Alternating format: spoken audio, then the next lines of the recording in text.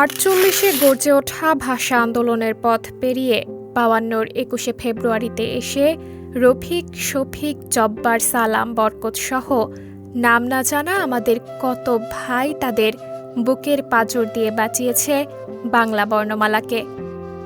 তাদের বুকের তাজা রক্ত দিয়ে ভেসে গেছে রাজপথ। ২১ মানেই অহংকার, ২১ মানেই চেতনা। ২১ হল সালাম, বরকত, রফিক, জব্বার, শফিউর, আওয়াল, ওহিউল্লাহ সহ কত নাম না জানা বাংলা মায়ের অমর শহীদ ছেলেদের বুকের রক্ত দিয়ে লেখা বাঙালির পাল্টে যাওয়ার নতুন ইতিহাস। একটি কবিতা। কবিতাটি ইতিহাসের বাঁক বদলের সাক্ষী। রাষ্ট্রভাষা বাংলার দাবিতে রক্তক্ষয়ী অধ্যায়ের প্রতিচ্ছবি। ভাষা আন্দোলনের এক অনন্য দলিল। কবিতাটি হয়ে উঠেছে আত্মত্যাগের সমার্থক, ১৯৫২ সালের সমার্থক। বলছিলাম, আমার ভাইয়ের রক্তে রাঙানো ২১শে ফেব্রুয়ারি আমি কি ভুলিতে পারি কবিতাটির কথা। যে কবিতা গানের সুরে চিরকালের জন্য গেঁথে গেছে বাংলা ভাষাভাষীদের হৃদয়ে। ১৯৫২ সালের ২১ ফেব্রুয়ারি ঢাকায় ছাত্রদলের মিছিলে গুলি চালালে শহীদ হন সালাম, বরকত, রফিক, জব্বার, শফিউর সহ নাম না জানা অনেকে। সেদিন পুলিশের গুলিতে শহীদ হন জগন্নাথ কলেজের ছাত্র ভাষা শহীদ রফিক উদ্দিন আহমেদ।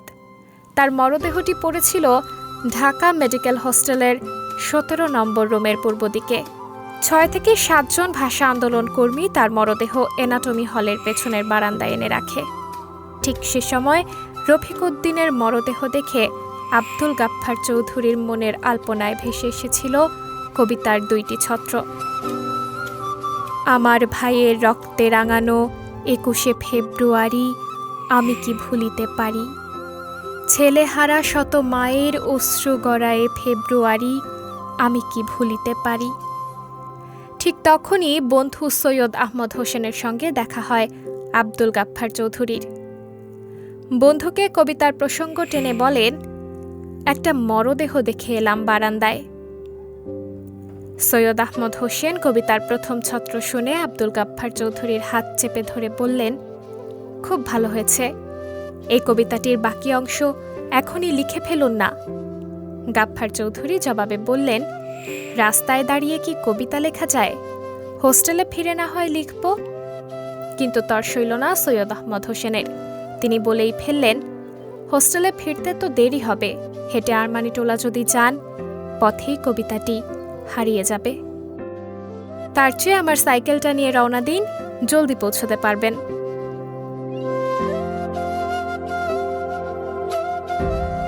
পরদিন ২২ ফেব্রুয়ারি পুলিশের লাঠিচার্জে আহত হয়ে ঢাকা মেডিকেলে কবিতাটির বাকি অংশ লেখা শেষ করেন আব্দুল গাফফার চৌধুরী।